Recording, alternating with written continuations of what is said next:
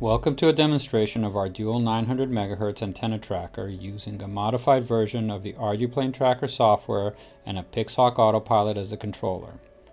Our goal is to maximize the range of our vehicle for line-of-sight operation.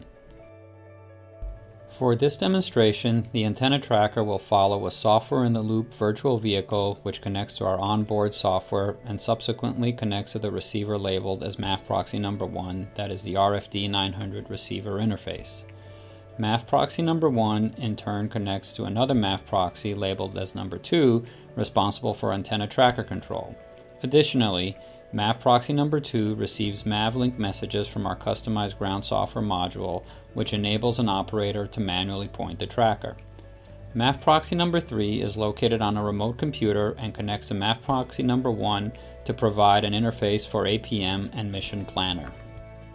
To simulate loss of communication, we remove the connection between MAF proxy number 1 and MAF proxy number 2, allowing our ground software to point the tracker. We start with the antenna tracker disconnected from the vehicle to demonstrate manual pointing. A circular pattern with 36 points has been defined, and we show how selecting and sending a GPS coordinate to the tracker moves it to the point in the specified direction.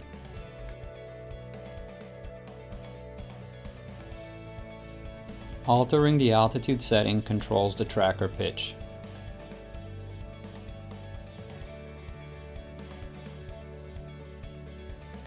Demonstrating actual tracking involves a software-in-the-loop virtual vehicle that has already been launched and is loitering indefinitely around the location. Mavlink number 1 and Mavlink number 2 are connected, allowing the tracker to follow the virtual vehicle. Since the virtual GPS data is being received by the tracker, it points towards the vehicle and moves slightly as the virtual vehicle loiters around its location and the tracker follows.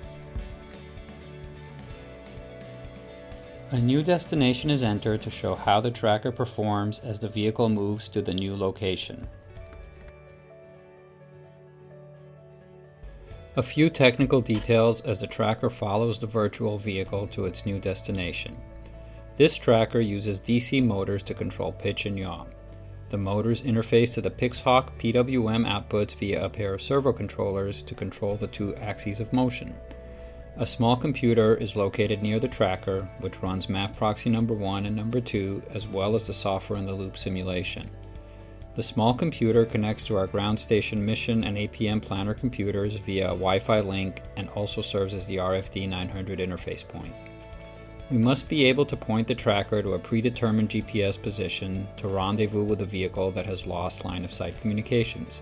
Some modifications were made to the baseline tracker software running on the Pixhawk, which would send the tracker into scan mode in hopes of finding the vehicle that lost communications.